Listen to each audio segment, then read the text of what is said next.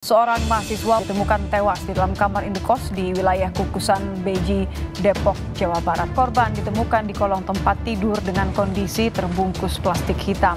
Karena anak saya sudah tidak ada nyawanya, pelakunya juga harus tidak ada nyawanya. Itu baru adil. Dan diketahui yang menghabisinya adalah seniornya sendiri. What?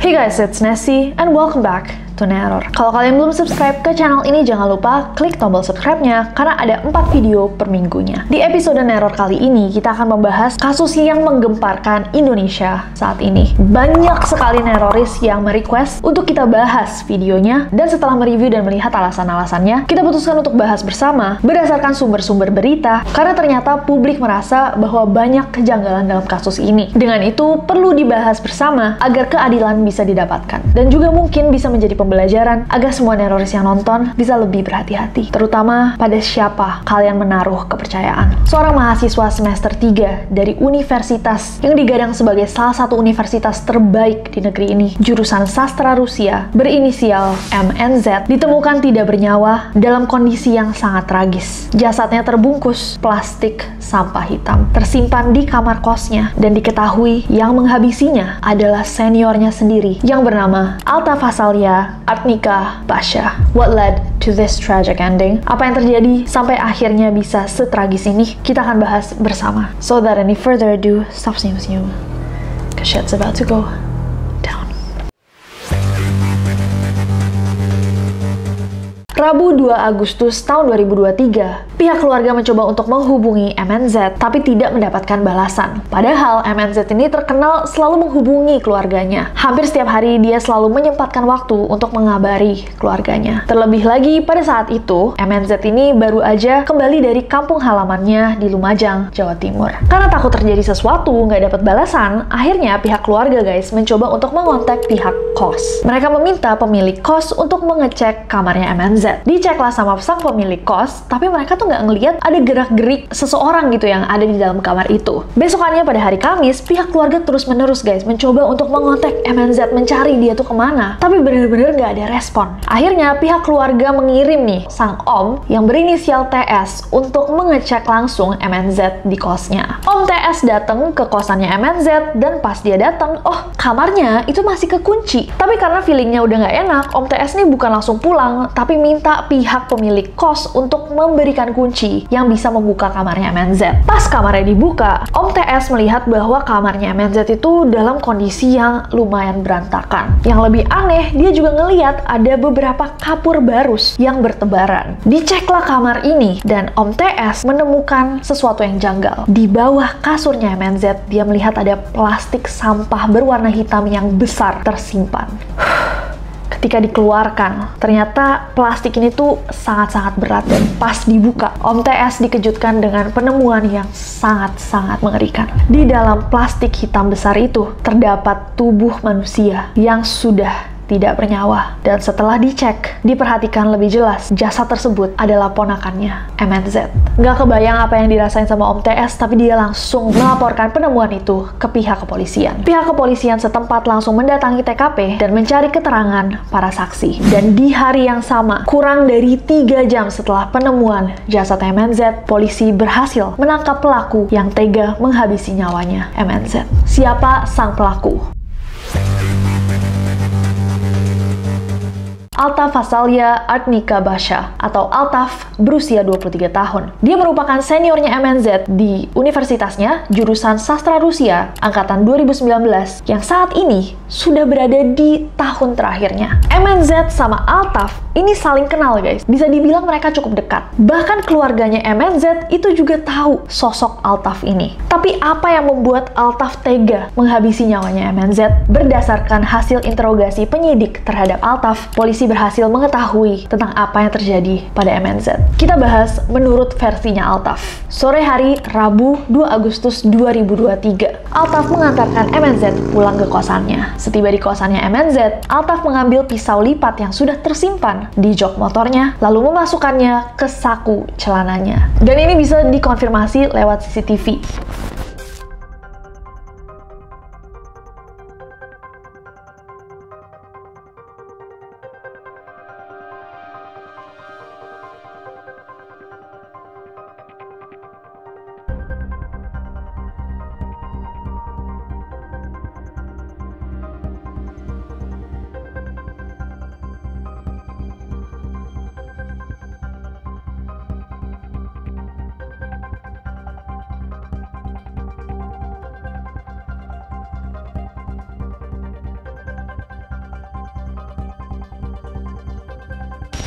Setelah itu, Altaf sama MNZ itu sempat ngobrol di dalam kamarnya MNZ. Tapi nggak lama, Altaf pamit pulang. Tapi instead of going home, bukannya dia pulang, dia malah mengeluarkan tuh pisau lipat yang sudah tersimpan di sakunya dan mulai menusuk MNZ. Konon, pada saat itu, korban sempat melawan dengan cara menggigit jarinya Altaf sampai membuat cincin yang sedang dikenakan oleh Altaf tertelan dan nyangkut di tenggorokannya MNZ. Altaf kemudian mendorong korban, menikam lehernya, juga dadanya, berkali-kali sampai korban kehilangan nyawanya. Keesokan harinya, Altaf pergi mencari kantong plastik besar yang specifically berwarna hitam dan kapur barus. Dia juga balik lagi ke kosannya MNZ untuk membersihkan TKP. Kebayang dong, pasti berantakan banget dengan merah-merah di mana-mana. Dan mulai merencanakan gimana caranya dia akan menyembunyikan jasad MNZ. Dia ikat kedua tangan korban, memasukkan jasadnya ke kantong plastik, diikat kantong plastiknya, dan menyembunyikannya di bawah tempat tidur. Altaf juga sempat menyebarkan kapur barus yang sudah dibelinya untuk menutupi bau amis. Dan gak hanya itu, sebelum dia cabut guys, dia sempetin untuk ngambil barang-barang berharga miliknya MNZ. Jadi dia ngerampok dulu sebelum cabut. Apa motif dari Altaf? Dari kronologi yang dijabarkan sama pelaku, kalau misalkan kalian notice ada sesuatu yang janggal, dia tidak menyebut alasan kenapa dia mengeluarkan pisau atau bahkan memasukkan pisau pertama kali ke dalam kantongnya sebelum ngobrol sama MNZ. Berdasarkan keterangan dari Wakasat Reskrim Polres Depok, AKP Nirwan Pohan, pada saat konferensi pers, motifnya Altaf menghabisi korbannya ini adalah karena iri dan ingin menguasai harta korban. Si pelaku ini dengan korban berteman dan tahu si korban ini punya banyak duit lah. Di-note juga bahwa Altaf ini tidak memiliki masalah dengan MNZ, jadi tidak ada faktor dendam ataupun benci. Diketahui bahwa Altaf sama MNZ itu sama-sama invest di aset digital mata uang kripto, tapi MNZ itu sering untung sementara Altaf tidak. Bahkan Altaf mengalami kerugian sebesar 80 juta. Selain itu, Altaf ini juga kelilit hutang dengan teman-temannya sebesar 12 juta, serta pinjaman online sebanyak 3 juta. Meskipun hutang pinjolnya itu belum ditagih dengan cara diteror, tapi Altaf tuh rada desperate untuk mencoba mengcover, melunasi semua pinjamannya dengan cepat. Dia minta pinjaman ke beberapa orang, termasuk minjem uang 200.000 ke MNZ yang udah akhirnya dia lunasin juga. Tapi seperti yang kalian tahu, orang-orang di posisi ini tuh rada-rada desperate. Dia tuh mencoba untuk mencari-cari kemanapun, ternyata sulit untuk mendapatkan uang untuk melunasi pinjaman-pinjaman sebelumnya. Karena selalu gagal dan juga hopeless, akhirnya Altaf berencana untuk menghabisi sang korban, lalu mengambil barang-barangnya. Nah, menurut penyelidikan polisi, Altaf itu berhasil dari MNZ mendapatkan laptop MacBook, ponsel iPhone, dan juga dompet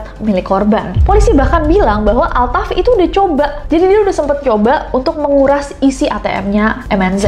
Dan dompetnya juga diambil, dicoba untuk dinikah ATM karena tidak tahu PIN-nya, beberapa kali akhirnya diblokir. Selain itu, berdasarkan pengakuannya Altaf di konferensi pers, dia tuh baru merencanakan aksinya pada Rabu pagi hari. Di hari yang sama, dia menjalankan aksinya. Dia menjelaskan juga bahwa cara dia menghabisi nyawa korban itu terinspirasi dari film Narcos. What? Salah satu hal yang menarik perhatian masyarakat di konferensi persnya Altaf itu adalah momen dimana bahwa saat dia menyerang MNZ, dia tuh juga memberikan kesempatan buat MNZ juga menyerang dia dengan harapan nyawanya juga ikut berakhir. Saya udah memberikan kesempatan untuk korban biar melawan saya, Kak. Oh gitu, biar kenapa kayak gitu? biar saya nggak ada di sini lagi Kak. Karena pernyataan itu, Altaf kemudian ditetapkan sebagai tersangka dan dijerat pasal pembunuhan berencana dengan ancaman hukuman mati. Meskipun investigasi sudah dilakukan dan polisi juga sudah mendapatkan keterangan yang cukup jelas, ternyata banyak pihak-pihak yang merasa bahwa kasus ini memiliki beberapa kejanggalan. Seorang pakar psikolog forensik, Reza Indragiri Amril, menilai bahwa motif yang disampaikan sang pelaku itu terlalu sederhana karena terlilit hutang dan iri akan kesuksesan korban. Berdasarkan pemberitaan media, penjelasan polisi tentang kedua motif itu terkesan sumir. Terlalu simplistis jika kedua kondisi itu membuat pelaku sampai membunuh korban. Apalagi jika dipandang sebagai pembunuhan berencana. Pak Reza juga bilang bahwa penyelidik itu perlu tahu sekontras apa kesuksesan dari MNZ sama Altaf. Ditambah lagi pelaku menghabisi korban di kosnya korban. Nah, hal ini bisa dibilang cukup janggal mungkin ya. Karena biasanya orang yang sudah planning, sudah merencanakan kejahatan seperti ini tuh akan melakukannya di tempat yang mereka kenal dengan baik. Selain itu, dia juga mengatakan sebuah kasus itu bisa dikatakan sebagai berencana jika adanya kalkulasi terkait target, insentif, sumber daya, dan resiko secara kumulatif yang sudah dipikirkan oleh si pelaku sebelum beraksi. Belum lagi kasus-kasus yang ada sebelum ini, yang kita juga bahas di Neror. Penikaman berkali-kali seperti ini tuh biasanya dilakukan oleh orang-orang yang memiliki dendam yang sangat besar. Kejanggalan lainnya yang disadari oleh publik adalah urgency atau tingkat darurat yang sebenarnya kalau kita dengar dari pelaku, itu tidak terlalu tinggi gitu. Dia belum dikejar-kejar untuk bayar semua utangnya, tapi dia rasa bahwa ini adalah waktu yang tepat untuk membayar hutangnya. Dan menjustifikasi dia mengakhiri hidup dari orang yang dia kenal baik, bahkan di waktu yang sama berharap nyawanya juga bisa berakhir pada saat itu. Selain urgensinya yang dirasa kurang, Altaf ini juga adalah mahasiswa tingkat akhir yang sebentar lagi akan lulus. Jadi seakan crime ini, kayak kejahatan ini tuh nggak dia kalkulasi dengan baik. Apa impactnya? Dengan mudahnya polisi menemukan dia, itu kan berarti banyak banget hal yang kemis sama dia, seperti kayak kosan-kosan yang sekarang memiliki CCTV, atau dia adalah orang terakhir yang kelihatan bareng MNZ, orang dia yang nganter pulang. Dia juga salah satu orang terdekat. Kalaupun bukan dia pelakunya, dia bakal dicari polisi untuk diminta keterangannya. Korban juga diletakkan di dalam kosannya sendiri, which eventually, cepat atau lambat, akan ditemukan. Adakah kejanggalan-kejanggalan lainnya yang mungkin kalian diskusikan atau rasakan ketika mengetahui tentang kasus ini? Coba kalian tulis di bawah. Jujur, kasus ini sangat-sangat menyayat hati. Kemarin waktu beritanya pertama di-share, aku langsung mencoba untuk mencari info-info tentang sang pelaku dan sang korban. Dan pas deep dive tentang sang korban, MNZ, aku ngeliat bahwa dia adalah orang yang kayaknya disayang banyak banget orang. Seseorang yang sangat-sangat talented, bisa beberapa bahasa, sangat-sangat aktif, bahkan juga bertalenta di dunia e-sport, mau ikut kejuaraan e-sport. Dan untuk nyawanya berakhir hanya karena dia percaya sama orang yang salah, itu rasanya sangat-sangat tidak adil. It breaks my heart to read cases like this, atau kasus-kasus lain dalam negeri yang kita bahas di Neror. Semoga kita tidak lagi mendengar kasus-kasus serupa, dan aku sampaikan bela sungkawa kepada keluarga dan teman-teman yang ditinggalkan. May he rest in peace. Amin. Terima kasih semua Neroris yang minta kita untuk bahas tentang kasus MNZ. Mari kita berdoa agar kebenarannya terungkap dan pelaku dihukum setimpal atau lebih. Terima kasih semuanya yang udah request, dan jangan lupa subscribe karena aku gak sabar untuk ketemu kalian lagi. Bye-bye.